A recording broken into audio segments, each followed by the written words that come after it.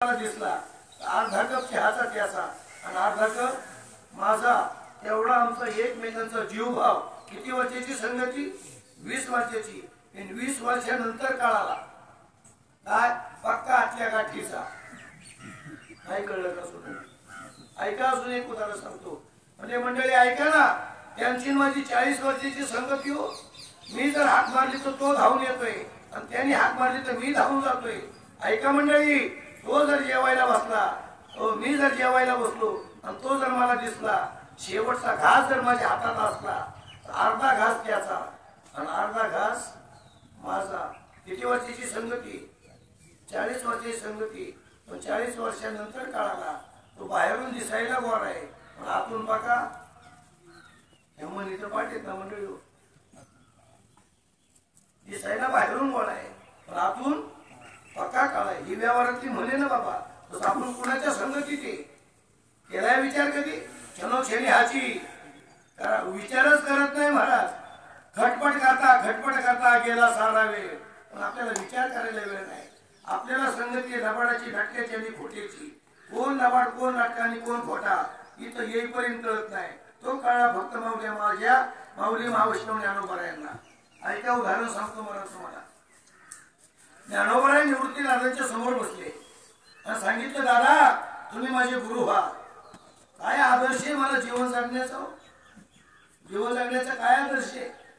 दादा तुम्ही माझे गुरु व्हा. निवृत्तीनाथांना काही शब्द आठवले. ज्ञानोबा समोर निवृत्तीनाथ समोर ज्ञानोबा सांगितलं, दादा तुम्ही माझे गुरु व्हा. एवढं वाक्य ऐकल्याबरोबर निवृत्तीनाथांना डोक्यावर हात ठेवला. का आई वडिलांना सांगितलं होतं तुझ्यावर जबाबदारी रे, इच्छा व्यक्त केल्यावर पूर्ण करे. ही अंतकरणातला भाव प्रगट झाला आणि ज्ञानोबा यांच्या डोक्यावर निवृत्तीनाथांना हात ठेवला. मंडळी कृपा कटाक्षेने हरिले आपल्या पदी वैसविले महापर कुमार येवर विठ्ठले भक्ता दिलेवर रात. निवृत्तीनाथांनी ज्ञानोबाच्या डोक्यावर हात ठेवला. सांगितलं, ज्ञाना मी आता तुमचा गुरु झालो, तुम्ही माझे शिष्य झाले. ज्ञानोबांनी महाराज गुरु निवृत्तीनाथांना करून घेतलं. म्हणजे ज्ञानोबांकडे ज्ञान कमी होतं का? कर्तुम शक्ती कमी होती का? चालविली जड भेंती रेड्या मुखे वेग बोलविला 56 भाषेचा केलाचे गौरव श्रीचा तो केला पुरुष उभा. ओ ज्ञानाचा सागर असणारे उपसता ज्ञानी हे वर्म जाणवणी. जन्मल्या पिंडाबरोबर ज्ञान ज्यांच्याकडे असतंय आहे त्या ज्ञानोबारायनं निवृत्तीनाथांना गुरु करून घ्यावं. आणि गुरु करून घेतल्यानंतर मला ज्ञानोबा आहे. निवृत्तीनाथांना म्हणतात, दादा तुम्ही जर माझे गुरु झालाय, मी तुमचा शिष्य झालोय. आपली वारकरी संप्रदायाची परंपरा आहे. काय त्यांनी त्याला मंत्र द्यायचा, त्यांनी त्याला मंत्र द्यायचा, त्यांनी त्याला मंत्र द्यायचा. आदिनाथ गुरु मच्छिंद्राचा याचा मच्छिंद्राणी गोरक्षेवाळाला गहिनी प्रसादे ज्ञानदेवा झालं. मग त्यांनी त्याला मंत्र द्यायचा, त्यांनी त्याला मंत्र द्यायचा. तर तुम्ही मला एखादा मंत्र द्या. कारण काय शिष्यानं गुरुकडे मागायचंय, जीवानं देवाकडे मागायचंय, पत्नीनं पतीकडे मागायचंय. हो पण भक्तीनं भगवंत ओशवतो, मागण्याचा अधिकार प्राप्त होतो. सेवेनं गुरु ओशवतो, मागण्याचा अधिकार प्राप्त होतो. साधनेनं गुरु ओशवतो, मागण्याचा अधिकार प्राप्त होतो. आणि सेवेनं पती ओशवतो, मागण्याचा अधिकार प्राप्त होतो. सांगा दादा तुम्ही आता माझे गुरु झालेत ना, मंत्र मला द्या. त्याच वेळेला निवृत्तीनाथांना सांगितलं, ज्ञाना मंत्र हा जपावा सर्व काळ. दादा सांगा ना कोणता मंत्र? दादा मंत्र सांगा ना. निवृत्तीनाथ म्हणतात, ज्ञाना रामकृष्ण हरी विठ्ठल केशवा मंत्र हा जपावा सर्व काळ. त्या मंत्राचा जप वयाच्या 16व्या वर्षीच करायला सुरुवात केली. आणि मंत्राचा जप करता करता ज्ञानोबारायनं अंतकरणामध्ये भाव प्रगट झाला आणि जीवनामध्ये 2 शेतील प्रतिज्ञा केल्या. पहिली प्रतिज्ञा माझ्या जीवीची आवडी पंढरपुरा नेहरुडी. दुसरी प्रतिज्ञा अवघाची संसार सुखाचा करीन सुखाचा करीन. 16व्या वर्षी प्रतिज्ञा केली आणि वयाच्या 21व्या वर्षी पुन्हा दादांच्या समोर बसले. दादा तुम्ही माझे गुरु झाले, मी तुमचा शिष्य झालो. तुम्ही मला मंत्र दिला, मी मंत्राचा जप केला. मंत्राच्या जोरावर दादांनी प्रतिज्ञा केली आणि ती माझी आज प्रतिज्ञा पूर्ण झाली. कोण म्हणते? कोण म्हणते? कोण म्हणते? ज्ञानोबा म्हणतात. कोणाला? निवृत्तीनाथांना. निवृत्ती दादाने विचारलं ज्ञाना काय प्रतिज्ञा केली अवघाची संसार सुखाचा करीन बरं मग दादा माझा संसार पूर्ण झाला आजी संसार सफल झाला गे माये निवृत्ती दादा म्हणजे ज्ञाना प्रतिज्ञा तरी कधी केली 16व्या वर्षी पूर्ण किती वर्षांनी झाला 21व्या वर्षी किती वर्षात संसार तुमचा झाला किती वर्षात 5च वर्षात ज्ञाना संसार करता करता आजा मेला पंजा मेला बाप मसमा गेला संसार कोणाचा पूर्ण झाला नाही आणि तुम्ही म्हणता संसार पूर्ण झाला हो दादा संसार करता करता ते जरी मरले असले पण मी ज्ञानदेव म्हणे तरलो आणि आता उधळलो गुरुच्या कृपेने उधळून गेलोय माझा संसार पूर्ण झालाय हो पूर्ण झाला किती वर्षाची संगती घडली आणि संसाराच्या संगतीमध्ये तुमचा काळ कसा गेला ज्ञानोबाने म्हणजे दादा खरं सांगू का संसार करण्याची प्रतिज्ञा केली पण तो 5 वर्षाचा काळ माझ्या त्याच्या संगतीत गेला पण कसा गेला फुकट गेला फुकट वाया येल झाड हरी मी मग ज्ञानोबाने विचारलं एकदा घालता घालता संसारात वेळ फुकट गेला पण त्याच्या संगतीत राहिला तुम्हाला संसार कसा वाटला त्याचं उत्तर ज्ञानोबाने हरिपाठात दिले लटिका व्यवहार मंडळी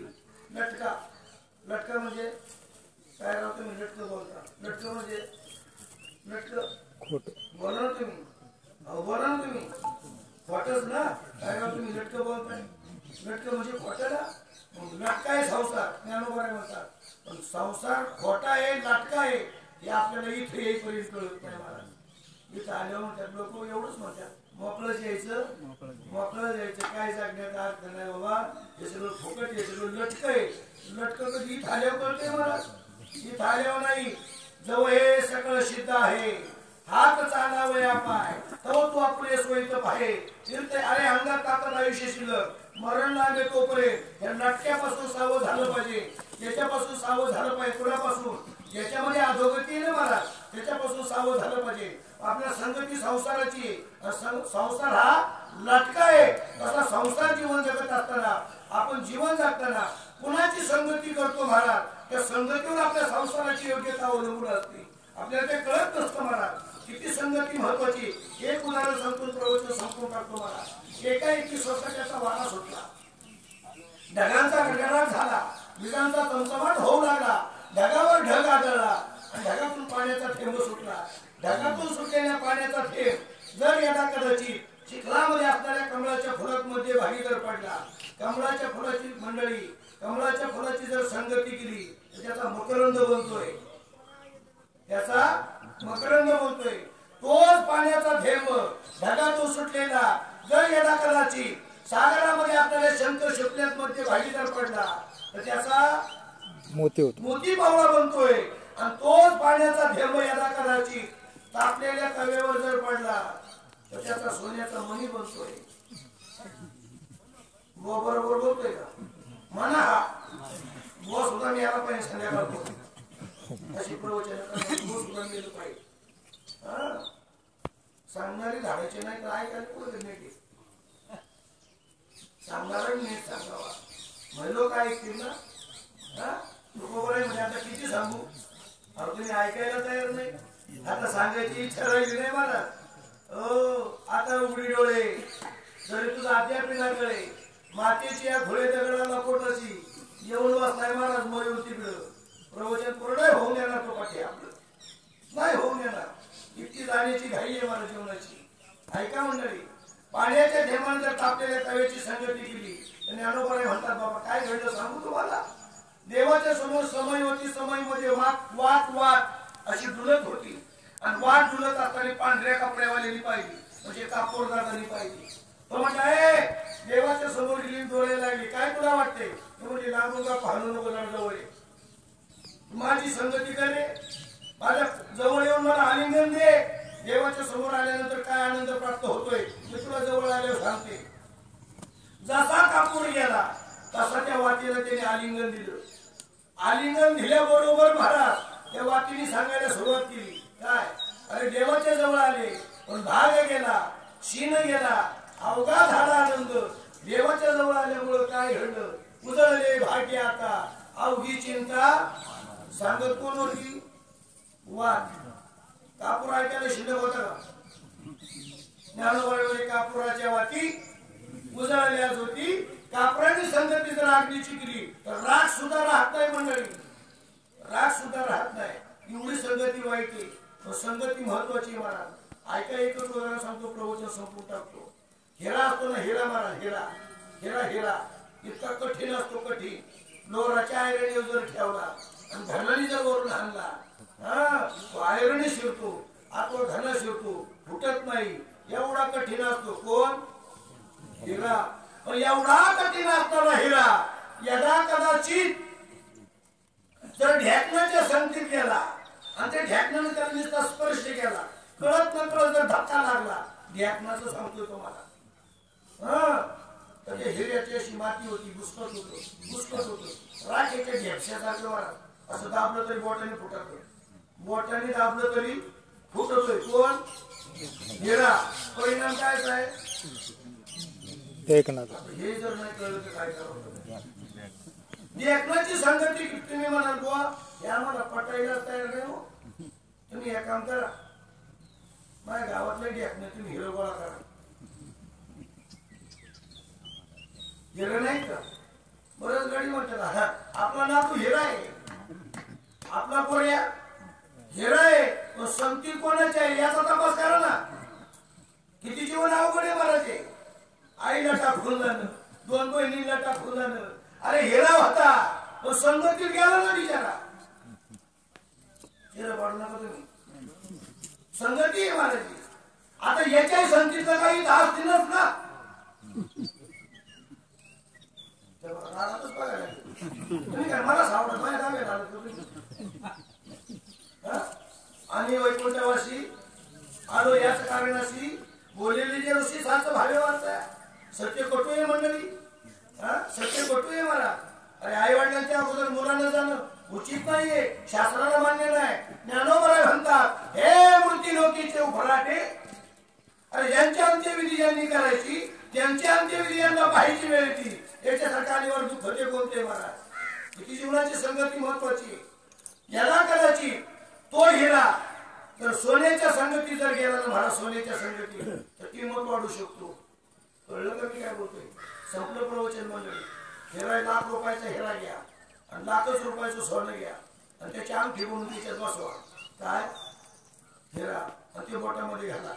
त्या ₹1,00,000 हिरा ₹1,00,000 सोन्याच्या संगतीत गेला तर किंमत किती होती मंडळी? बोला पटकन. 2 लाख किंमत हिऱ्याची का सोन्याची? हिऱ्यानं संगती सोन्याची केली आणि सोन्याने संगती हिऱ्याची केली. त्याची अंगठी तयार झाली. आता मला प्रश्न तुम्हाला क्षमा मागून विचारायचा आहे, हिऱ्याची किंमत 2 लाख आहे का सोन्याची किंमत 2 लाख आहे?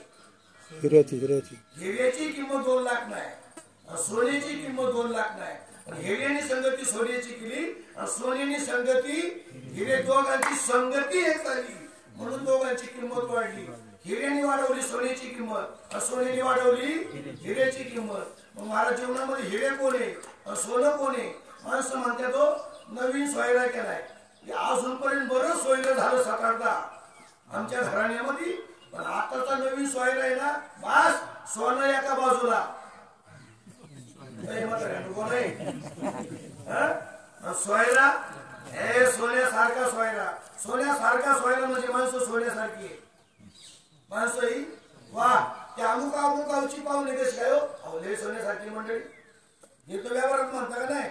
मरून द्यायचं येतो नका हरिपाठ करू, पण हे तर म्हणता का नाही? मग सोन्यासारखी असणारी माणसं हिऱ्या रूपी संतांच्या संगतीमध्ये आली तर मला जीवनाची उंची वाढली जाते. हलकट उदाहरण सांगू का? वयोवृद्ध माणसाला 3 काम आहे. ऐकायला पोथी, वाळायला वाटी, सांभाळायला नाती.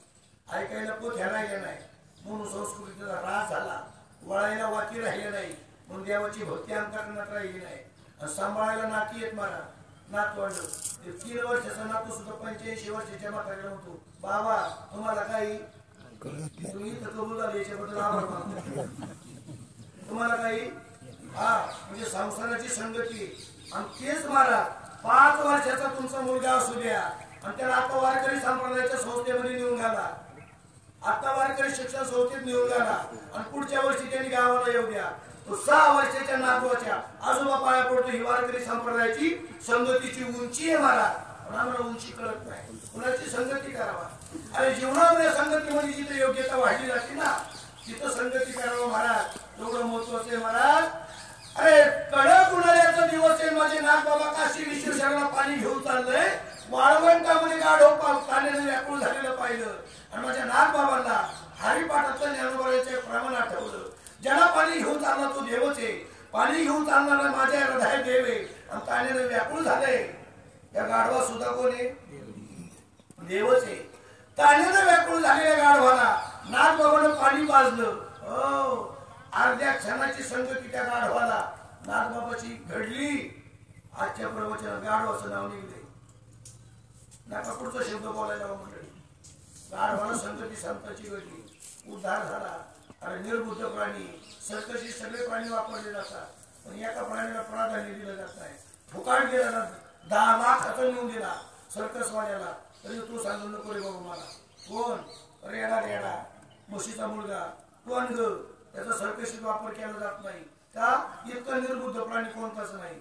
रेडा रेडा एवढा निर्बुद्ध असणारा पण माझ्या माऊली महाविष्णू ज्ञानोबांची अर्ध्या क्षणाची संगती घडली बाबा. डोक्यावर नुसता हात ठेवला तर संगतीचा परिणाम रेड्यामुखी वेद बोलविला.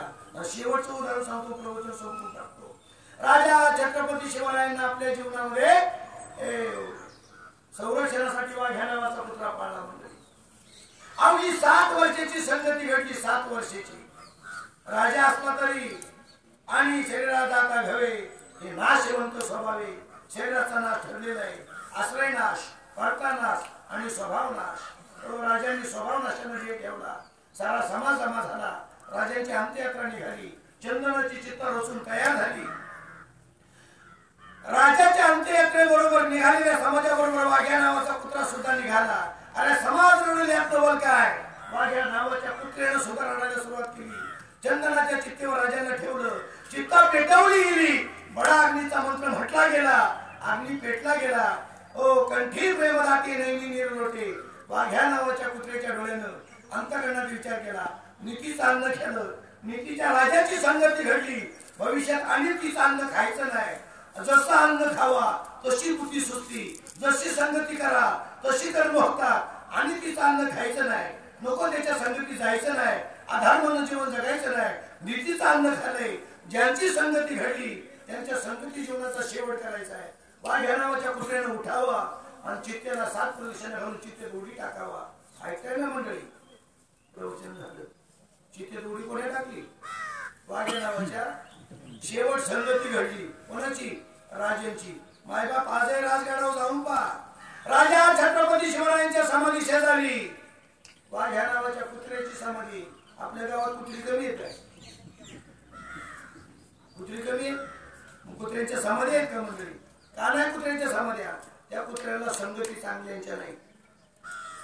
आजही राजगडावर समाधीच्या राजांच्या समाधीचं दर्शन घेतलं तर लोक वाघ्या नावाच्या कुत्र्याच्या समाधीवर सुद्धा डोकं ठेवून मला दर्शन घेतात. परिणाम कशाचा आहे? हा संगतीचा आहे. म्हणून महाराज आपल्या जीवनामध्ये चांगलं मरण येण्यासाठी चांगल्याची संगती करा. मरणाच्या वेळेस सुद्धा चांगली आठवण झाली तर जीवनाचा शेवट चांगला होतो. या ठिकाणी जीवनामध्ये जीवनाची वाटचाल करत असताना वैकुंठ ऋषी मयूरबंधू चौधरी यांच्या जीवनात 37 वर्षाच्या आयुष्यात केलेली कर्म आणि केलेल्या कर्माप्रमाणे 9 दिवसापूर्वी आलेला मृत्यू हा पर्व काळ महाराज. मला वाटतं माझंच पाहुणा ऐकत होता. माझ्या पाहुण्याला भेटायला गेलो म्हणून मयूरची माझी गाठ पडली. माझी काही ओळख पाळत नाही पण तो आमचा पाहुणाच निघला. तरी पण म्हटलं आजारी पेशंटला कुणी जर दवाखान्यात गेलं कुणी म्हणलं हत्यार बरं आहे का बाबा? एवढा हत्यार म्हणलं बाबा बरं आहे का? त्यांनी मान हलवली आणि दुसऱ्या दिवशीच मला सकाळचं कळालं. पाहुणा गेला. जायला न्यायला उशीर लागत नाही मला. क्षणभंगुर नाही बरोबर. त्या जीवनकीय प्रक्रिया पैसा बँकेत पत्नी दारात चित्तेत मशानात एकट्याला जावं लागतं महाराज. म्हणून मरणाच्या वेळेला चांगली आठवण येण्यासाठी आयुष्यामध्ये चांगली कर्म करा. पण मयूरच्या जीवनामध्ये कर्माची चुकी घडली तर पाठीमाग 2 बहिणी एका आईला दुःख भोगायची वेळ आली महाराज. काय जीवन आहे माणसाची? सगळ्यात आधी जाणं हे उचित नाही. एक मुद्दा सांगतो तुम्हाला. अभिमन्यूला चक्र भेद करून आत जाण्याचं ज्ञान होतं. ऐका पण बाहेर येण्याचं ज्ञान नव्हतं मला. आतमध्ये गेला, सैन्याने वेढा टाकला आणि रक्ताच्या धारळ्यामध्ये अभिमन्यू पडला. सूर्य अस्ताला गेला, शंख फुकले, परतीचे सैन्य चालू झाले आणि अभिमन्यूची आई वाट पाहत होती. माझा अभिमन्यू काय येत नाही, माझा अभिमन्यू काय येत नाही. म्हणून मला सैन्यांच्या तोंडातून कळलं, आई आज अभिमन्यू सारखा रणभूमीमध्ये असताना रक्ताच्या थरड्यात पडला. शोक करायला सुरुवात केली. इतका शोक केला. शिवराच्या आईचं बोलतोय मला, मी शिवराच्या आईचं बोलतोय. एवढा शोक केला त्या माईनं, काही केले थांबाना. भगवान श्रीकृष्ण परमात्माला आणि बोलू लागला, सुभद्रे